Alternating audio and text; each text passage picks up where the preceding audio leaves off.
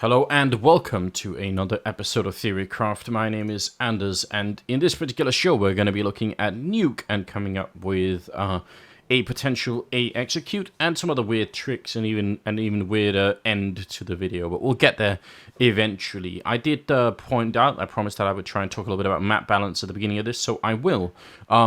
Old Nuke used to be very, very CT-sided, and many people complained. Especially, I think, in matchmaking, a lot of people thought it was a bit ridiculous. And I could see how it could be not fun to lose, a good 10, 11 rounds in a row before you finally win one, and then you're back to losing again. So I kind of sympathize with that. But from a professional point of view, and when sort of pro-level teams play it, I actually think CT-sided maps could be quite interesting. I don't want all of them to be like that. I think some that retain the sort of 8-7 type balance is fine. But sometimes it's fun to see a terrorist team being put under a tremendous amount of pressure to just get, 2 or 3 rounds on one half. And if they could do that, they could win the game potentially, right? It means once one of those rounds happen, it's a big impact round. It really matters. Everything really matters, Whereas sometimes if you can get, anywhere between 6 and 8 rounds on T side and both will kind of work, it becomes a little bit more vague exactly which of the rounds was very important and which of them is going to end up, winning or losing the game and so forth. Whereas on Nuke, you were never really in doubt, right? I think the balance has been a bit more even now, which again, I realize if you say it's more even, it sounds automatically like it's a better thing. I don't always think it is. So I just wanted to point that out and make sort of a statement about it, so I could feel good sleeping at night. I hope we don't turn all the maps into completely dead even. I think T-sided maps are more tricky because the economy already favors the terrorist side, and also, they are the ones taking the initiative. So if they're losing a lot, you can see a terrorist team go through 10 rounds of trying different things. If a CT side is losing, very often they will just have to keep trying the same thing because there's a chance eventually it'll work, and it'll be just a bit weird, and a lot of the rounds will be eco rounds, or more of them anyway. So I prefer the CT-sided ones than the T-sided ones, but that's just me. The first execute that we're going to be doing, we want to throw 4 grenades into this bomb site. So we're going to have a smoke up here, smoke down here, a Molotov on hut, and a Molotov up here. Now, these positions are just positions that I've chosen based on Old Nuke and based on just looking at this particular bomb site for quite a while now. I think those are positions that are likely for CTs to be holding. And the ones that are left can be easily checked out by the charge that's coming in afterwards. Now, as you'll notice, there are still the ceiling windows here, and they are right now unbroken. If you break them and then do this execute, obviously the CT side will say, wait a minute, they're breaking the windows. If you don't, however, if you set up all your grenades, and mine aren't, but if you set up all your grenades to sort of account for the window breakage, because if you guys don't know, I'll just actually explain this in case anyone doesn't know. Grenades that go through windows change direction, right? So this is one grenade, and I haven't moved my mouse, so this is the second one, right? And you could tell that they're not at the same angle, and that's important because if you're standing out here and thinking, well, I'm going to throw a great grenade and it has to go through the window to work, then suddenly if a CT will break the window from the inside, if they do it sort of preemptively, your grenades no longer work. So my grenades are all based on the windows being broken. So the first step is actually to go up here and shoot the windows. Now, to counter them knowing what's coming, I would suggest you do this every round, because then it'll be significantly harder for them to sort of guess which one is the round that something's happening in. So just send some lonely guy with a Glock up here and shoot at people, and it'll be, I think, harder for them to guess. Now, once that happens, we go back here, and again, all of this is on 128 tick, in case anyone's wondering. We go back here and we look into the bolt straight down, and then we aim up here. So the edge of the glove lines up with the joint in the pipe there. So that's the first grenade. Just do that and then let go. It's really easy. The second grenade that we throw from here is the Molotov that requires the jump script. So we're now aiming at the bottom of the sort of yellow rubber part of the ladder, and we go up to the blue bit here, and then we do the jump throw with the grenade. So I'll just show you both at the same time because it's real easy, even for one person to do. You can do it really quickly. So let's say this is the guy that initiates the strategy, right? He'll be throwing and he'll count down, saying 3, 2, 1, and then he goes. Then he selects the Molotov and goes up here and throws the Molotov. So Molotov goes in, grenade goes down, And this won't leave any kind of a gap here. I mean, it looks like there is one, but there really isn't. If you try and sneak through this, you're absolutely going to be dead. So now, that's the first part of it. As he throws the second grenade, guy up here will be aimed at the edge of this. There's a little decal there. I hope you can see at the center of my crosshair. You sort of just find that and line up for it. Then you aim at the top of this bar here. Just keep going until you reach the window. Or the cross beam of the window. So go up there, and once you hit that, you just walk forward and let go of the grenade. And you should be hitting a decent enough grenade. And obviously remember, there's fire coming in from the other side too. So pretty much no matter where you're standing, you're gonna be caught on some sort of fire up here. Which is the whole point. You don't want people standing on hut when you're trying to get in. Third guy in the sequence is gonna be standing right around here. On this decal, just look for that one. You aim for this arrow, and then you keep going up, until you reach this little triangle of white. That's really the sort of the second pipe up here, right? That's what you're aiming for. But it just sort of looks like a, not a triangle, sorry, a rectangle of white. So just, again, line yourself up like that, and look for it, and then just let go. And it should be a good grenade. So, lands up there and smokes that up. So, smoke here, smoke there, Molotov, and not that many positions left. The last two people, because you always have 3 people outside, the last 2 people could be maybe in here throwing some grenades in, trying to see if they can make that stuff work, just to make sure that it's going to be hard for anyone outside to you know, if they're trying to move out of the smokes or out of the fire, then they're not going to be worried about grenades, and they probably will get flashed. So that's the basic execute. Now, there are obviously some different variations you could try and run. This guy can obviously jump up on the silo and go down this way instead. Maybe try and prevent anyone from rotating in. Like, there's so many variations now with this whole catwalk being here and extending all the way around. So I would say it's likely that this particular type of attack will sort of degenerate into a lot of different things as we go on. All of these walls down here are spammable, even with the AK, but don't do much damage. I'm just going to switch out for the AWP instead. So, if we stand up against this wall and turn around and find the door handle, look at the glass, and then shoot through, we'll hit people who are standing right at this edge here. So, you know, if people are standing here trying to see if they can find a good little angle to shoot people at, you could easily enough wall bang them. But it works the other way too, so be careful.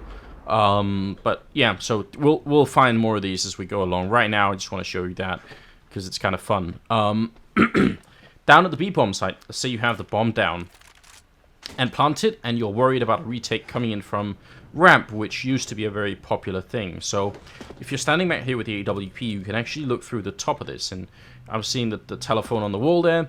If you go a bit to the right, you can see right into the main part here.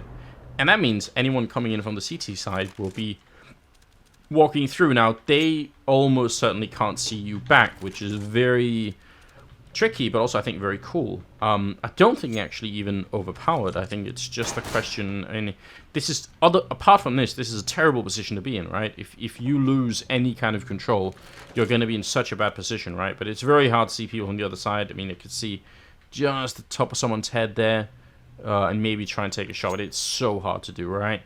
And a similar kind of lineup can be achieved on the other side, although it's way less useful in my opinion, but it's possible to look through this, right, and try and take the shot. So play around with it and show me what you get out of it. Well, that's basically it. So outside, if you have a round on the CT side that you say you saved an AWP, or you have a guy with a scout or a deagle, and you just want to try and get something out of the round, maybe try and make this boost happen. So just 2 people, don't need 3. 2 people, guy standing on top will sort of crouch and look out here. You crouch so you can't get seen from silo, and you're looking out into the courtyard, and maybe try to catch someone off guard. I think it'll be potentially quite annoying if you're coming from out here, because it's such a weird angle to look at, right? It's just such a weird angle. So try that if you feel like it. You could also do it on the back line here, assuming that I can put the bots down, right? Yep. So if you do it on the back line here, then you can look up at silo, and people will have a really hard time knowing that you're already aiming there. Like, they will be looking at pretty much anywhere except for above this box. Your head will sort of be peeking up there, right? So that's the idea. That's the general theme. Now, You can also, if you feel like it, see what I'm doing here. You could also shoot through this wall here, out behind the container. I think almost certainly a waste of time, but it's possible to do that. I wanted to point it out because it's kind of fun. These boxes are way more wall bangable than they used to be. You weren't always able to shoot through like this, but they are. So just be careful of that stuff. If you're trying to hide behind these things, you may be in some trouble. Right. Well, oh yeah, we forgot a really essential thing for some reason. If we go back to the AWP, it's actually possible to do a fun triple boost out here. So I'll just show you. I hope I can get my bot friends to work with me. There we go. First one in. Second one there. So if you do this boost, and preferably a little bit more to the side, but we'll just leave them there for now, you can actually look into heaven here. Now, if you notice, I am sliding off, so eventually I'll slide all the way off, but it's real easy to just sort of get back on track and then resume again, and you'll be able to sort of stay there, right? So, pretty easy shots coming out, and you can hit people quite far back, as you could tell. It's very hard to see here if anyone's up there, so that's a fun triple boost. Now that we're done with all of that stuff, we're going to go into the really silly part of this video. So forgive me beforehand for being a bit weird, but I desperately want this strat to be a thing. And this is what we sometimes call the sort of the challenge, right? This is what I want you guys to do and take a video and show me. If you're playing on matchmaking, you're going to have to go and practice the grenades on 64 tick instead of 128 tick, because they're going to be a bit different. So, you know, try an ESCA or Face It or whatever you play, or go and practice the ones that will work for your tick rate. So if you line yourself up here, you just look at this nail at the top here, and you go all the way up so that you're sort of at the center of this one. And I'm sure to screw this up, because for some reason every time I record this and try and show it, it doesn't quite work. Then you do the jump script. I'm crouched, by the way, so you're crouched, and then you do the jump script. And just a little bit of luck, please God, it should be working. You get a grenade that lands like that. That's the first in the sequence, right? So first team member does this. Second one lines up and finds this one. So, you know, electric box, 1, 2. The second link is where we want. Again, we crouch and we aim sort of at the center of this thing, and we should be good to go. Second one in. So you guys could maybe tell where this is going, right? Just a maybe. First one was there. Second one's there. Third one is going to be all the way at the edge. So again, we just look for this and crouch and look up and sort of somewhere halfway, roughly halfway maybe. These are not the most reliable smokes, which is actually part of the fun. Just you have to embrace it here. But they are possible to get sort of reasonably good at throwing. So now, third one in the sequence. The fourth one, probably the most difficult one, apart from the final guy's job. You find the socket, you look into the wall here, and then you aim, and you see that there's sort of a vein of dark something on this. You just look at that and look a little bit above, not that much above, but just a little bit above, and you do the jump throw again. This one I think is probably the hardest one to throw, because it's just a bit unreliable, so I may have screwed it up already. Oh, okay, that's almost impossible, but you see, it's supposed to land a bit further back so that it doesn't slide over the edge, right? But I'll just pretend that was all, all planned for. That's the fourth smoke, and the fifth one is the guy who's going to be playing the secret agent here, because this is what we're doing right now, if you hadn't caught on. The last guy is tasked with standing up here. So as these guys, they all, the other 4 members of the team, they all throw their grenades at the same time. And this guy just has to sort of stand here, throw his own grenade down, which will bounce down and land at the end. And now he has to run. He has to keep running through the smoke all the way through. And he's still running in smoke, remember, and has to jump down and connect down further and connect into the ramp room. And while he's doing this, because the other guys, they just have to throw the smokes, maybe 1 or 2 of them will stay here and throw a grenade over a flashbang to sort of distract from what's happening, right?